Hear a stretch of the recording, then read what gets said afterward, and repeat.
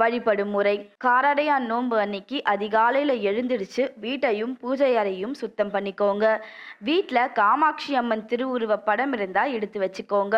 காமாட்சி அம்மன் படம் இல்லை அப்படின்னு சொல்கிறவங்க வேறு அம்மன் படம் எடுத்து வச்சுக்கோங்க.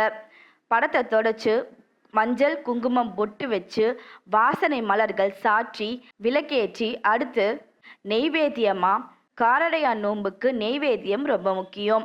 ஒரு இலை போட்டு அதன் மேலே அரிசி மாவு மற்றும் காராமணி சேர்த்து செய்கிற கார அடையும் வெண்ணையும் வைக்கணும்.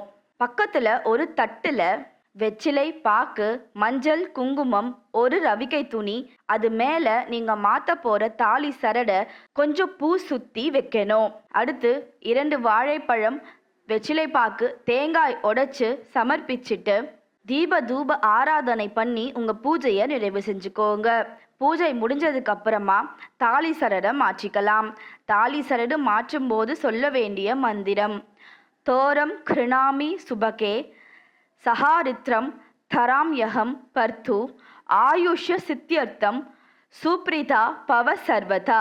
இதன் பொருள் உருகாத வெண்ணையும் ஓர் அடையும் நான் தருவேன், ஒரு நாளும் என் கணவர் பிரியாத வரம் தருவாய் அப்படின்னு அர்த்தம்.